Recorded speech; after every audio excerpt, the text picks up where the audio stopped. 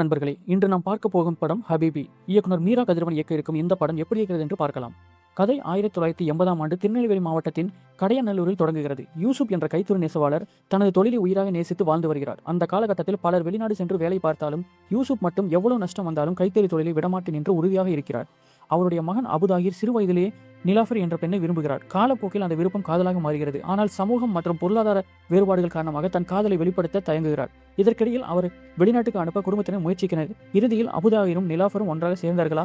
யூசுப் தனது கைத்தறி தொழிலை தொடர்ந்தாரா என்பதுதான் படத்தின் மீதி கதை. படத்தின் மிகப்பெரிய பலம் அதன் யதார்த்தமான காட்சிப்படுத்துதல், இஸ்லாமியர்களின் வாழ்க்கை முறை, திருமண சடங்குகள், நெல்லை வட்டார பேச்சு வழக்கு ஆகியவை அனைத்தும் மிக இயல்பாக அழகாக இயக்குனர் திரையில் கொண்டு வந்திருக்கிறார்.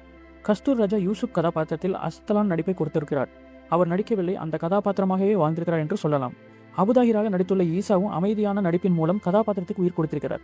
மாளவிகா மனு தனது கண்களின் மூலம் பல உணர்வுகள் வெளிப்படுத்தி வருகிறார்.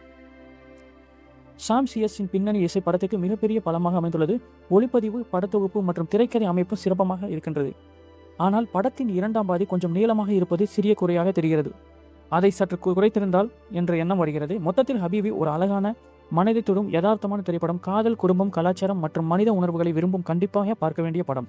இந்த விமர்சனம் பிடித்திருந்தால் லைக் செய்யுங்கள். உங்கள் கருத்துக்களை கமெண்டில் பகிருங்கள். மேலும் இது போன்ற சினிமா அப்டேட்களுக்கு சேனலை சப்ஸ்கிரைப் செய்ய மறக்காதீர்கள். நன்றி.